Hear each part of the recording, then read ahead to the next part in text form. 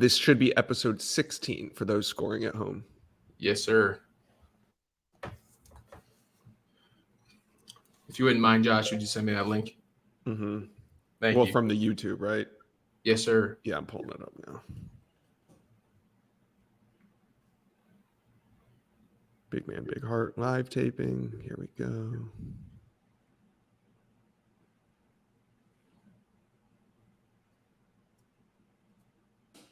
All right, sent you the link. I'm going to tweet it out as well.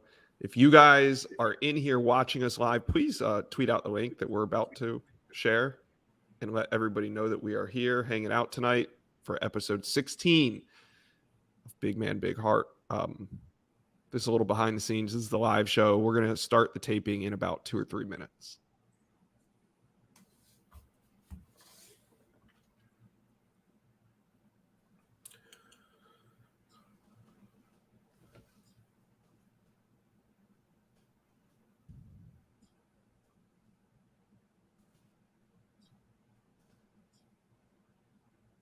All right, I tweeted the link. I like this, Dylan. We're kind of going no script today. I feel like 16 episodes in, I think we kind of have like the flow of the show at this point. Oh, yeah. I don't think we really need the script, but yeah, you never know what Newberg's going to throw in there, though. Yeah, you never know. I mean, you kind of know, but yeah, you get it. Yeah. Oh, man. So you guys are on the double workouts right now? Yeah, kind of give and take. It is 2 workouts, but they're like at the same time, right? So Monday, Wednesday are basically like the same type of workout where we'll come in wearing tennis shoes in the indoor, put on our cleats, do a warm up, do about a 30-minute, whatever you want to call it. It's more speed, agility type work, functional body movement, basically everything you'd expect to see. At least for like a Monday or a Wednesday. Then we transition, we put on tennis shoes. We all try to beat Coach Storms back over to the weight room. Okay, hold off on that because that sounds really interesting. I don't want to. Yeah, we just talk about each other's days, you know? Yeah. Yeah. Yeah. Like, I really wonder what you think my day's like. Oh, God. I got a question. What's your favorite spots to eat? Save it for the show. We'll get into it. We'll get into it. Oh, man. I just want to know so many things about you. You're slowly learning. A lot of the things you can learn about me, I don't even have to tell you. Yeah.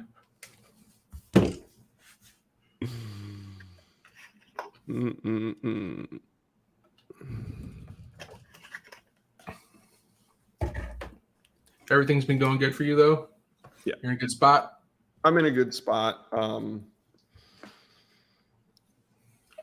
I usually crash this time of year because I get so high off like the adrenaline of covering signing day and how intense it is all the way up until signing day. And it used to be such a drop off of like today's signing day and then nothing.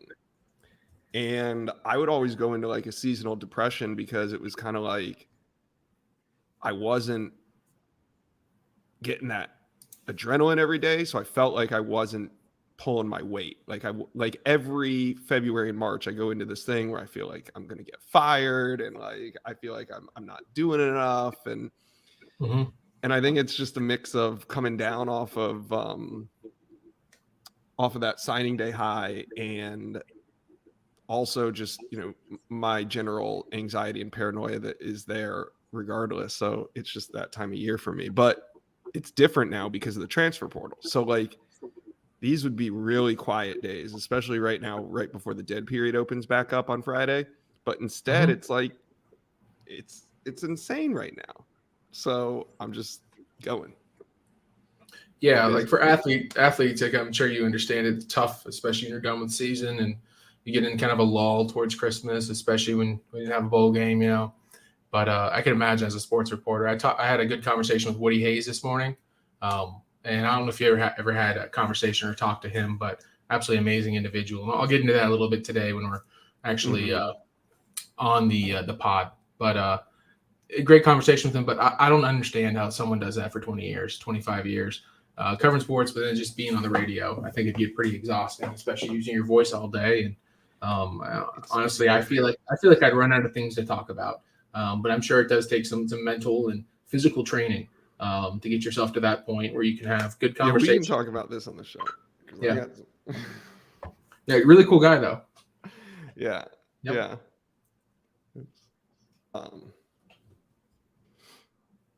So we'll get into some big man, big heart talk. Get up first. All right.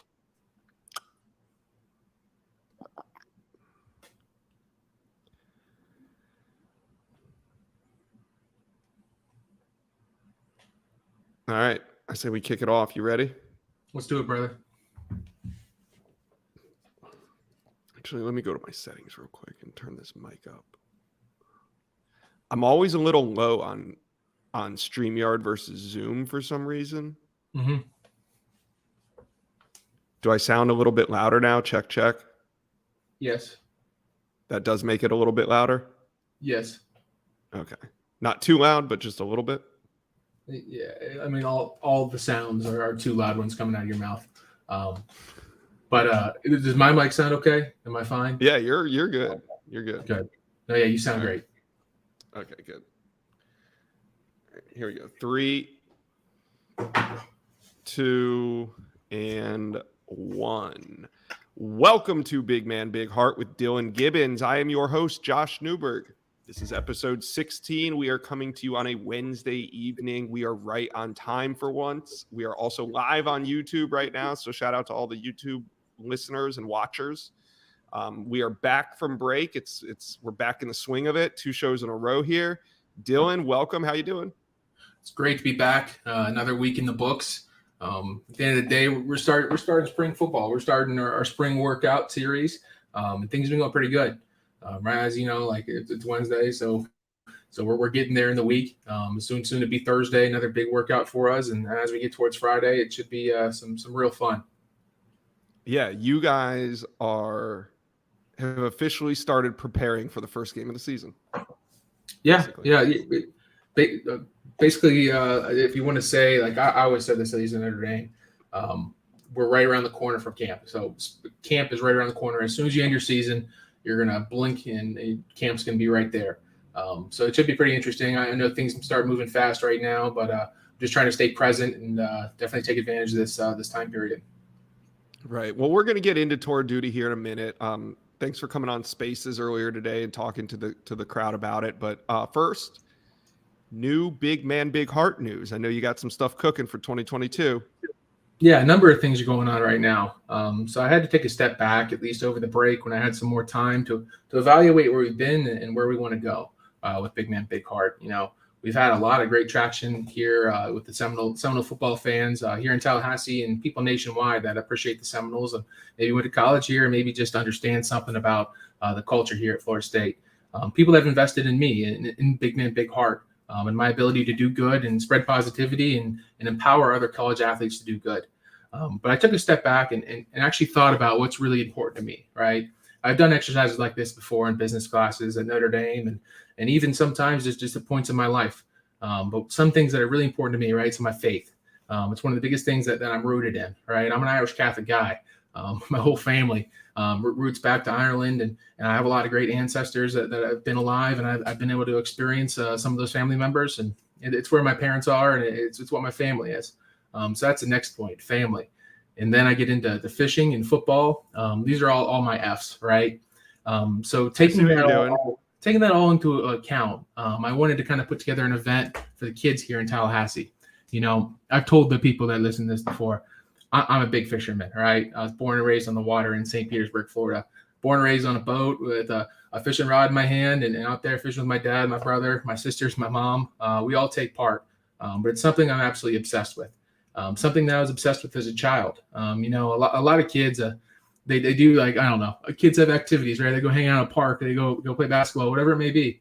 But I would just go and sit on my parents' dock or go down to the beach in St. Pete and just fish. That's what I did. Even when we have family members over for a holiday, you definitely know where Dillan is, because Dillan's down on the dock. He's fishing, probably not catching much, but he's at least doing it. It's something he's interested Calming your in. mind, right? Yeah, it does a lot. It does a lot for kids. It engages them in a different way, potentially be a way to bring sustenance to the table. And generally, it's just a good life skill, right? You never know when you'll need it. So for me, I wanted to engage the Tallahassee community in something I'm really familiar with, right? So fishing. So I've had a wonderful relationship with the Boys and Girls Club here in Tallahassee. And right now we're in the early stages of planning a fishing event with the Boys and Girls Club, engaging 50 to 80 individuals, kids from the Boys and Girls Club here in Tallahassee, and taking them all fishing. So we're in the early stages of development of this whole process that is these big events. Where are you going to go? So there's a few different lakes here in Tallahassee. Right now, we're driving by, we're checking out the spots, seeing which one can hold that many people, and hopefully be able to hold more and more FSU fans, because I'm going to try to invite as many people as I possibly can to be there. But we're definitely need some volunteers. If anybody watching is from the Tallahassee area and has a good lake that Dillan could go fishing and bring some kids to, or know of one, chime in. Either DM us or post it right here in the comments section on YouTube. Yeah. So with my relationship, and this is all tying back together now, with Good Sam and Camping World and Marcus Salmonis, they're allowing me to do these do good, be good type events, where I'll be able to have them come in, just kind of take control of the event, at least some of the logistics, take it off my table, my lap, and be able to help me plan this thing out. So I have a wonderful relationship with them. They're going to step up, help provide some things for the event. But I really need the help of the Tallahassee community. I'm working with my team right now at GoFundMe, putting together this actual event on GoFundMe so we can raise whatever exactly we need when we figure out how much money it's going to be to buy the kids fishing rods, buy them all this gear, provide them food and beverages and things of that nature. Even the small things you don't think about, such as like transportation. And it's going to be a great event. It's something I'm very passionate about. I can't wait to get up there on stage and talk to these kids about fishing and the importance of fishing, and actually show them how to do it. Another cool thing for the event is we're trying to work with the Florida FWC right now to get out some FWC officers to talk to kids about some of the rules and regulations around fishing. Right. If you're talking about, like, for instance, some of the kids that come from low income and different areas of Tallahassee that are stricken with poverty, taking fish and cleaning fish and eating fish is a wonderful way to bring sustenance into your life. A wonderful source of protein. I take part in catch and release fishing, but also catching and keeping. So at the end of the day, I think it's a great event. We're definitely going to have some FWC officers there. Some major YouTubers in the area have stepped up and want to be part of the event, such as Fishing with Norm. If anyone's ever heard about him, he's part of the Guggen Squad, which is a wonderful company that I've been following for years since their inception, that makes some wonderful fishing products such as rods, different lures, things of that nature. But yeah, it's going to be a great event. Right now, I'm in the beginning stages of planning this out. So if anyone has any suggestions on location, what should be provided for the kids, or even just means and volunteers, that could definitely help us at least provide with a wonderful experience for these kids, keeping them safe and teaching them the fundamentals of fishing. That's awesome, man. I can't wait. And when did you say you're shooting for that? So the date is right now, it's kind of up in the air, but we plan on doing it probably the week after the spring game. So again, things are all fluid right now, trying to figure out everyone's schedules, and especially the kids' schedule, because you can imagine that they're only at the Boys and Girls Club for certain times and in certain periods of time. But hopefully the Saturday after the spring game is what we're aiming for. So I'll be able to bring a good amount of the football guys out there. People are passionate about fishing. I know Jordan Travis is one of those guys. Many people who might not know that Jordan Travis is a big fisherman. He fishes a lot. Maybe he doesn't catch it as much as the average bear, but he definitely tries. So it'd be awesome to have some of those guys out there. A big fisherman. Who? Odell Higgins. Oh yeah, Odell's huge fisherman. Him and his brother. Yeah, him and his brother are big fishermen. So he might have some tips for you too. Somebody suggested Lake Jackson. I've heard of it. I know. I think it's right in Tallahassee, Lake Jackson. Okay. But yeah, just a venue site that's on a body of water that's easily accessible and can be fished by hopefully 50 to 60 people. But in total, we like to have about 100 people there just to ensure the safety of the kids and provide a wonderful experience for them. Okay, good. Well, as that progresses and you get the date out, We'll talk about it each week here on Big Man, Big Heart. And as always, if you guys want to support Dillan in the things that he's doing, you can go to bigmanbigheart.com. All the links are there to the GoFundMes and everything that Dillan's got going on. So any questions, just, DM Dillan or myself, and we'll get back to you on those. Anything else? Yeah, another little piece, and we started talking about this before we started the live. But I had a great interaction with Woody Hayes today. So I know a lot of people know him. He's our stadium announcer, the voice of the Seminoles, and just an awesome guy. You see, I've never met him. Of course, I've heard his voice before, and I've seen some pictures of him, and I've seen him on Twitter and LinkedIn. But he ended up messaging me on all 3 sites: LinkedIn, Twitter, Instagram, everywhere, just trying to get my attention. Because he put together a big text that basically explained how he wanted to get engaged with Big Man, Big Heart. So I didn't know Woody Hayes. I had no clue. I knew who he was, but I never had interaction with him. This is the first time this has ever happened to me in my whole time here at Florida State and my whole time with Big Man, Big Heart. But talking about Timothy's campaign, right, and what we've done for Timothy Donovan and the Donovan family.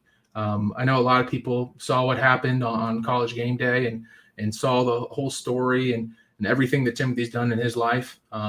Well, Mr. Hayes was really engaged with the story and heard what Tim Donovan had to say towards the end about me being one of Timothy's only friends, one of the only people that's engaged with him in his life. And Mr. Hayes wanted to be another person for Timothy to talk to, right? So Mr. Hayes asked me if he could be pen pals or even just FaceTime video chat pals with Timothy. Wow. So he volunteered his time, his effort, his constant communication, just to give Timothy another wonderful thing to look forward to in the day. Timothy's one of those type of people that takes advantage of every second of the day. I strive to take advantage just the way that he does. He wakes up early and he doesn't go to bed till 1 or 2 o'clock in the morning. He's always trying to do something extra. I don't know what it is about him. I don't know what got into him, but he's just that kind of person, right? He loves so much and he absolutely loves living, and he appreciates everything that happens in his life, good or bad. He sees the positive in everything. So for Mr. Hayes to reach out like that, that's what my intentions were. I didn't anticipate all the money to come in for the Donovans. I think it's a wonderful thing, and it's greatly increased Timothy's quality of life, but I never anticipated it.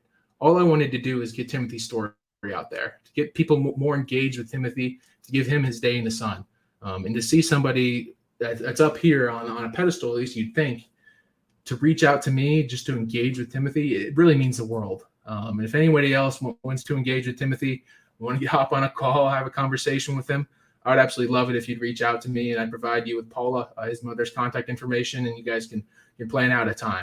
But again, really cool. I'm just blown away by this whole experience, just starting from day one. But interactions like this, I never would have thought would come up. Just an amazing opportunity for Timothy to engage with another person that I don't think he'd ever be able to engage with if this whole story didn't come out.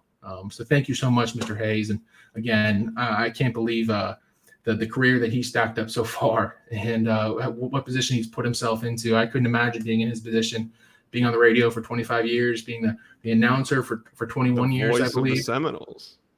Just absolutely crazy. But again, thank you so much, and I look forward to hopefully meeting him in person someday. Yeah, that's awesome. And Dillan, you're just putting it out there. You're putting an energy, you're putting a vibration out there, and certain people at certain times pick up on it and they latch on to it. So as long as you just keep moving forward and making waves, people will jump on and ride with you. Yeah, and again, I hope people do engage with Timothy, right? But some people might not. I hope they hear my message loud and clear. It's not necessarily about Timothy. It's not about me. It's just about people opening up their eyes, right? And engaging with people they wouldn't have previously engaged with. Those people in the darkest, the corners that don't have light in this world, those people that you just walk by and don't even notice. Just engage with them. Have a conversation. You don't know how much one conversation, one handshake, one little piece of eye contact with somebody would absolutely make somebody's life. And you don't have to be a college football player. You can be the average Joe working a 9 to 5 and providing for your family or whatever situation you're in. Just engage with people no matter where they are. And again, that's what the message is. And it doesn't have to be about me or Timothy. All right. Well, we'll we'll continue to follow that. It's really cool news. The voice of the Seminoles, talking to Timothy. I love it, what you're doing. And this is all just a culmination of the things that you've put out there. That's why this is all happening. Yep. So, Woody Hayes is the man. Yep. Yeah, good work. Well, let's move on to tour duty. We talked about it last week. It has now begun. How you feeling 3 days in? I'm feeling pretty good. Things are going pretty well. We've had some tough workouts, but it's I'm used to it at this point. I've been in college football for a number of years now, and I've had my fair share of tough workouts. Let me tell you that. Yeah. Mm-hmm. Give us a little insight into what a workout looks like right now, this time of year. I'll give you a little day in the life, right? Yeah, perfect. Small one. So I wake up in the morning. I usually wake up about 6 o'clock in the morning. Get started with my NBA classes. Most of my classes are asynchronous at this point, and some synchronous sessions that are usually in the evenings, around 6 to 8 o'clock usually. So in the mornings, I'm watching video lectures. I'm taking notes. I'm diligently working on my studies. I take a break for about 2 hours right before I have to go to football practice. I start making calls for Big Man, Big Heart, right? And I'm on the phone for a solid 2 hours. No matter who it is, if I'm just checking in with past alumni that have helped me out at Florida State, from Notre Dame, different connections I've made with different businesses, whether you're talking about Super Coffee, GoFundMe, Florida FWC, for instance. The planning for these events doesn't happen by itself, right? I have a wonderful team around me, but I try to provide them with the most direction I possibly can, right? So I work with my intern, and again, it is a complicated process, but that's usually what my morning is. Of course, I try to fit in a small breakfast. Most of my meals are provided by a food service here in Tallahassee. It's called Prep Pros Tally. Mm-hmm. So that's one little simplification I made in my life that made me that much more efficient. So I'm chugging water and eating my breakfast at the same time and working and watching video lectures. So at that point, I believe that's right around noon. I headed over to the football facility this morning. Got about 2 hours, an hour and a half of treatment in. That's a complicated process, of course, but it's something that I do diligently, whether I'm recovering from past injuries that have happened over the season or past. When you say is treatment more like you're laying there and they're treating you, or is treatment like rehab where you're like you're moving around and stuff? What's treatment? That's actually a good question. It's a combination, right? So I'm getting active movement in, and of course they're putting me through my paces. The treatment isn't a fun thing, right? It's not like it's not like Josh Chapman has jumped up on your back massaging you. Right. That's what treatment could be. Is like, hey, I go there for 2 hours. They massage me. They put some electrodes on me. They roll me, and then I leave. Is that treatment? Yeah. Let's just call it physical therapy. Yeah. Let's call it physical therapy. Basically a small workout in a sense. There's different ways that they move your body. Of course, there's some stretching involved. Of course, there is some real treatment where you're laying down on a table, maybe have a heat pack on you, maybe some stem, BioWave, things of that nature. They do a great job with the lasers too. But there's a lot of active movement involved, whether I'm in the pool, in the hot tub, moving around, doing different movements, right, with Josh and the whole crew over there. But yeah, a whole section of our training room that's devoted to that type of workout. Where it's in a safe, controlled space, where you're trying to activate different parts of your body that might not be firing properly. Because again, I'm a big guy, and we have a lot of big guys at Florida State football. It is a maintenance process, right? So you're getting back on top of those past injuries, but you're also trying to maintain your body so it doesn't get back in a bad situation, right? Because we are training at the highest level of Florida State football, right? On the field and in the weight room, it's physically demanding. And if you don't stay on top of your body and make sure everything's firing correctly, and you don't have any small aches and pains that are just constantly bothering you, and you're going to be left in the dust. So it is a kind of a relationship it's a symbiotic relationship, right, between the training staff and the football players, because it takes active participation in order to get better.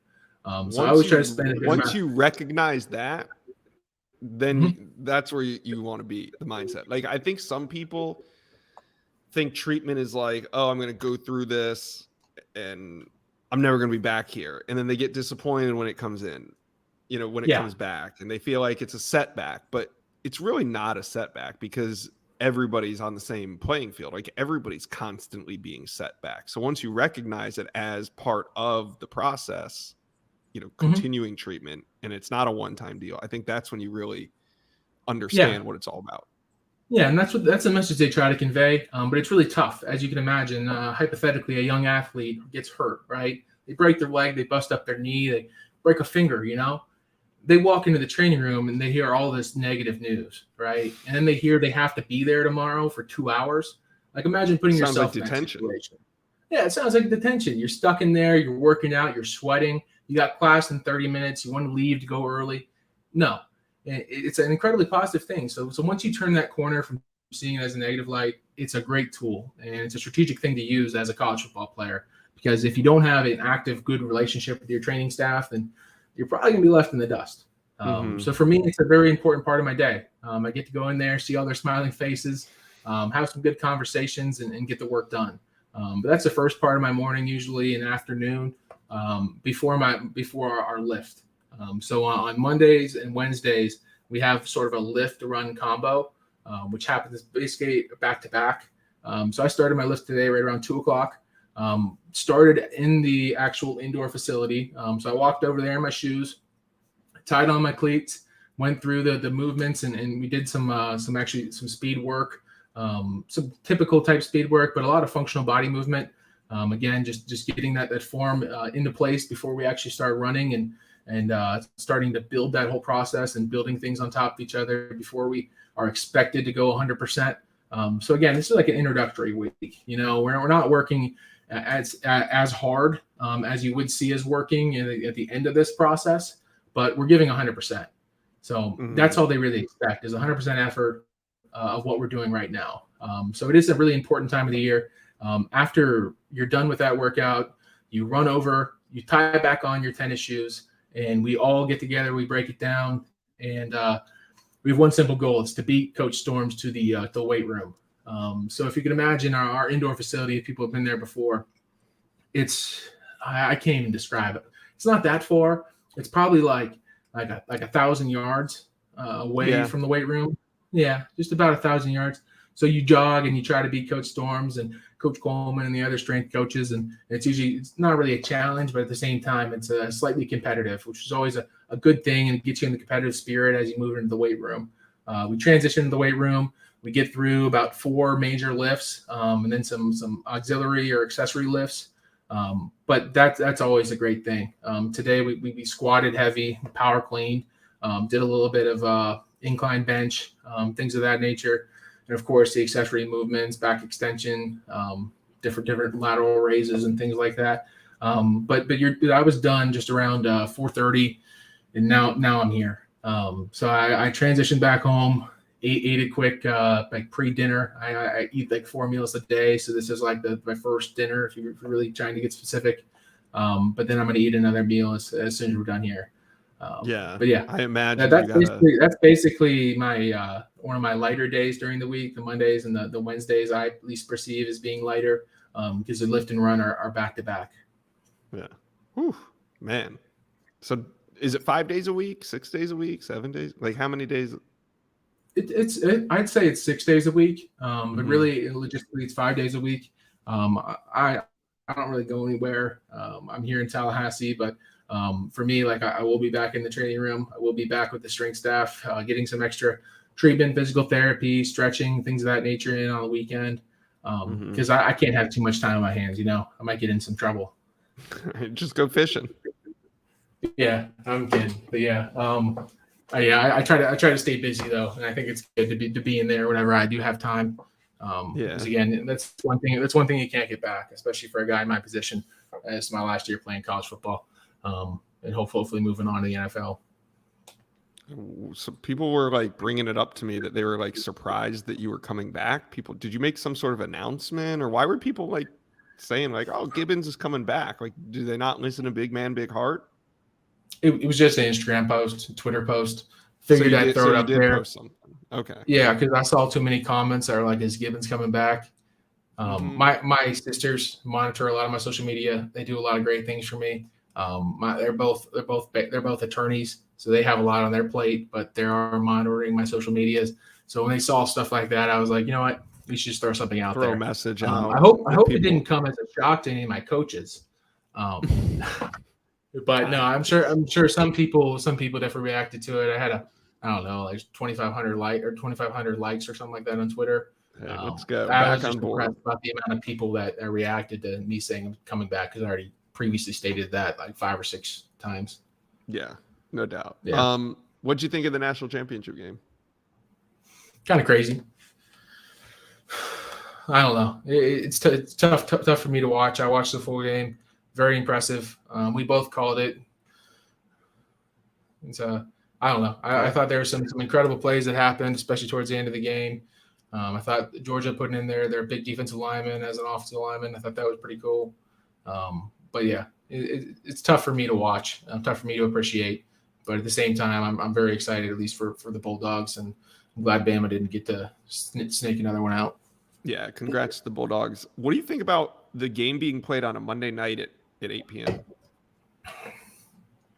No comment. I think that's an odd time, but I do think it did have a lot of viewership. I think a lot of people are engaged, especially on a Monday. I appreciated it being on a Monday because it gave me something to do with my night. But at the same time, it's definitely something to look forward to. Yeah.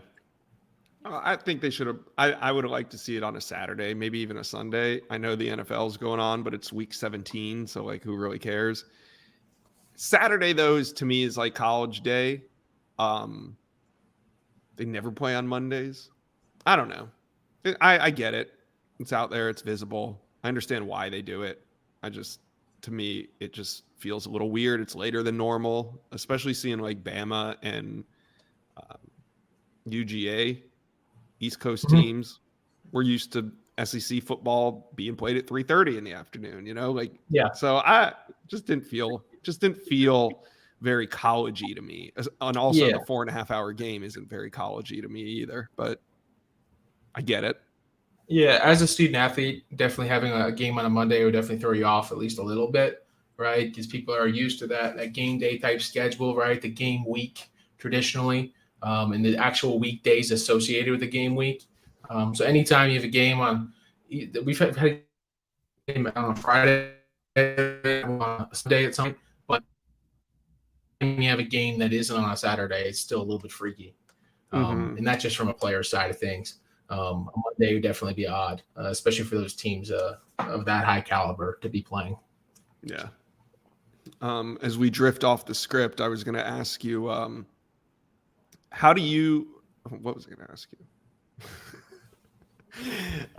How do you feel about the transfer portal? That's what I wanted to ask you about. Do you think that there should be a window on the transfer portal where guys can go in for a certain period of time, but then the transfer portal stops? Like, for example, maybe for the first 3 weeks after. This is what I'm thinking. Tell me what your perspective on it.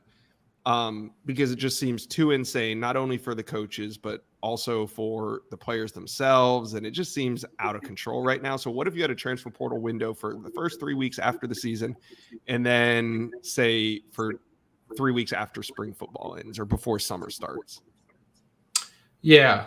So what I'll say is there's a lot of good college football players. There's players on every team that deserve to be starting. There's players out there that could have been All-Americans. They just didn't have their opportunity. They could be held down by anything, right? Whether it be academics, social life, or even a coach's bias, right? Those are all legitimate things that happen, and you have to acknowledge them if you're a college football fan, right? Mm-hmm. If you understand football, there's some sort of bias that could be happening behind the scenes that the normal eye can't see. A bias that'll hold a kid into a program and not allow him to reach his full potential. A situation that's going on, a sick family member at home, someone outside of their system that other people can't see that is really impacting them. So with saying all that, what I'm going to say is I'm all about the transfer portal. I'm for it to be open during season. I don't think that it should be allowed for players to just transfer during game to game or something like that. I'm not saying that. I'm saying open as much as it is right now. The reason I say that is because I'm on the side of the player, right? I see these situations pop up. I've seen players, sister get cancer, and they have to go back to wherever they're located in the country and go support their family. I've seen players in all types of situations. For me personally, a lot of people have seen what I've been able to do here at Florida State and what I did at Notre Dame. So now what I'm going to say is that if you condensed it into a few weeks out of the year, whether it's after a season, after a spring football, maybe even during the whole summer, what you're doing is you're taking away those opportunities, right? So if you had more and more high caliber players into the portal in a more condensed time, the other players are going to be forgotten, right? Those average Joe offensive linemen aren't going to be as highly desirable. And because they're not put on a random day and whatever month you want to say, right? That player might be the hottest player at that time that would be given an opportunity by a school. Whereas whenever that day, that the 3-week period after season opens up, that player's going to be left in the dust. He's rated the 100th offensive lineman in the portal, whatever it may be. So I think that having it open allows more leniency and for players that have been undermined or not been put in the limelight or not been thrusted into the face of a program, some leniency, and allows them the ability to go to a school and make a legitimate impact on the field and do whatever they want to. It just kind of allows them to have a little more freedom. So I think that leaving it open, at least the way it is right now, I think that's probably the right move to do. I can't really speak on the side of a university. I can understand how frustrating that'd be as a coach. I'm sure I made some coaches angry when I left. But at the end of the day, I'm on the side of the player because as a college football player, I know what these guys are going through. I know some of those tough conversations they're going to have, and maybe they've had. A coach could have told them they're never going to take another down of football at their program, right? Because of one action or whatever it may be. There's a million situations that could possibly come up. But I think that giving college football players more leniency, giving them more time, more space to make a decision for a school to appreciate them would probably be the best way to go. Yeah. And I understand that argument, and I think it makes a lot of sense. And I think another side of the coin is there's no window on coaching change. Mm-hmm. You can fire. There's coaches that get fired after February signing day, right? It's not just right after the season when the big names get fired, but after the signing days pass, that's when a lot of the assistant coaches get fired or changes happen. And so there's no window on that. So I can see your point. And maybe, I don't know, maybe not. Maybe I was going to say maybe the transfer portal will slow down over time because there's a lot of guys that are playing for big time college football teams right now, Dylan, that put their name in the portal, and one will never play football again. 2, end up going to like a JUCO or something, or 3, maybe more on their own volition going to like a D2 or D3. But there is a certain percentage of guys that are going in the portal with the intention of transferring and playing somewhere that are never playing football again. And that's kind of unfortunate. That's just misplaying your hand. I mean, you can't, feel bad for everybody. Yeah. I do think that there's a disparity of what an offer is today. And how coaches go about accepting those offers, especially when you talk about all the coaches that are just floating around college football right now, right? You have different coaches that recruited a kid, a football player, for a specific position to fit into a certain offense, to do a certain task, right? Mm-hmm. And maybe you recruit a guy that you don't know much about. He might be undersized. He might have something else about him that just doesn't fit the program that a new coach is coming into. But I do think that some of those players will not fit into a puzzle piece of any coach, right? Just because what recruiting's turned into nowadays. The amount of offers flying this around. Isn't the NFL. There's 85 guys on the roster. This isn't the NFL draft. You don't take 7 guys in 7 rounds. You take 25 in a class. So attrition is factored in. And you're right. Yeah. Not everybody's going to play. But back in the day, the 75th, 80th man on the roster was kind of just happy to be there. They were going to do their part and they were going to, play a role, but that's not the case anymore. And that's fine. But you're right. It's not for everybody. And that's why there is 85 men on the roster, because not everybody's going to pan out. Yeah. And as far as the portal goes, from a coach's standpoint, you can only take so many shots, right? Coaches can only go and dip their hand in the portal so many times before either they make it or they break it, right? Or you become a mercenary program, like a JUCO program. Yeah, and you're not developing players. But I do think at the end of the day, if you pick the right guys, right, and those guys make a great change to your program, I think that sets you up in a different way than any other school in the country could possibly do. to be able to take a guy and hand pick him from whatever school you want to, any position you want to, and then also develop guys around that person. I do think it's a useful thing, and especially with the like what we're talking about right now, how many players are in the portal. You'd be dumb not to take part in that, especially with the amount of talent and some of the things that the coach of that university might not see in that player. And the whole perspective of leaving a comfortable spot, right? Just think about the mindset of a college football player leaving a program they've been part of for a few years, right? It's not a comfortable transition to say, you know what, I'm done. I want to go somewhere else. And there's no active communication before you enter the portal. You're not allowed to talk to universities. So you're just putting yourself out there. You're saying, I want to go and do this. I want to leave into the unknown, just diving head first. But luckily for me, I found a spot that I really wanted to be at, right? I wanted to be here at Florida State. I wanted to be closer to home, and I wanted to engage with the Tallahassee community. So for me, it worked out. But for other players, I know it doesn't work out. And some players have to compromise and find another spot that might be even worse off for them. But yeah, that's just my 2 cents. No, hey, nobody's right. We're all just living in this new era of the transfer portal. So it's interesting to get everybody's perspective. I think you have a very unique perspective that I would never think of or see. And I have a different perspective on you I get to watch it from like 100 miles up and kind of see it a little bit differently than you, but you make a lot of sense. And, it's just something that is going to continue to be integrated into college football and continue to evolve the way college football looks. I think this isn't going anywhere. So I think it's good for us to sit here and talk about it and share perspectives on it. I don't think anybody's right or wrong. Yeah, of course. There are things that are definitely negative uses of the transfer portal in different cases. And I'm sure we'll look back on this in 20 years and be like, how are we allowed to do that? Like, it's just going to be so different. But at the end of the day, it was incredibly constructive for me in my development as a football player, and even past that, as a human being, as a man, as a future father someday. Yeah, it's an interesting experience. Okay. Well, that was fun. Anything else? Do you got any shout outs? You want to talk about anything before we wrap it up? We've been going for a little bit over a half hour here. Yeah, I got to give a big shout out to National Truck Protection.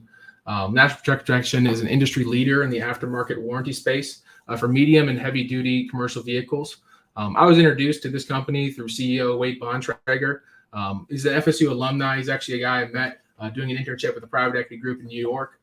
National Truck Protection made a generous donation to Big Man Big Heart.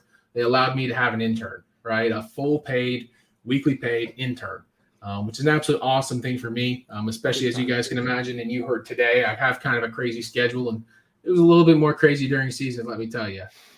But again, I'm no insurance expert, but my understanding is that National Truck Protection helps businesses that rely on constant operation of their trucks for their lifeblood, and provides warranties for those vehicles after the manufacturer's warranty expires. So their services allow business owners to pay a small insurance premium per vehicle to ensure that if the vehicle breaks down, that they can have the cost to repair it, and that cost will not break their bottom line. So I understand that many warranties of this type are riddled with gaps in coverage and are difficult to navigate the claims process. But National Truck Protection strives to do 2 things. 1, offer transparent products that cover the parts of the vehicles that typically fail. And 2, provide a more efficient claim service driven by easy-to-use technology that gets drivers back on the road quickly. So if anyone is listening to this right now and is in the aftermarket medium for heavy or light-duty vehicles, and specifically insurance, I'd highly suggest that sticking to our FSU alumni base and giving National Truck Protection a call. So make sure you tell them that Dillan sent you, and I'm sure they'll treat you just like family. So I got to give another giant shout out to National Truck Protection. They have a wonderful service, and hopefully you guys take a look at them. Shout out. Also, shout out to you and your brother. Have you guys gotten on that Brothers on a Bourbon Budget concept show yet? I'd love to take part. That was a fun show. I love to take part on it. My brother, again, he's just like me and my dad, right? Slight ADHD, so of course we focus on small things in our lives. He's really into bourbon. He's really into Rolex watches, really into some very small niche things that he knows everything about. So I'd love someone to challenge him at least. But again, it'd be great to have him back on the pod someday. Maybe we could do another collaboration with a different podcast. Yeah, well, Brendan wants to do the bottle giveaway. Oh, I'd love to get on with Brandon if you could set that up. Yeah. Oh, yeah. He mentioned it to me a few days ago about us doing something maybe toward the end of the month. So after this show, I'll DM him and let him know that you're that we'll do a giveaway of some sort. Yeah, all about it. We want to give away a bottle of Pappy promotion to raise the money for Big Man Big Heart. So I think it'd be a great tool to use. And again, I'm just trying to use every resource at my disposal. So if Brandon wants to have me on the show, I'll be on the show. All right, good stuff. Well, thank you guys for listening to another episode of Big Man Big Heart. Me and Dylan will be back next week. Thanks, guys. Go Noles. Go Noles.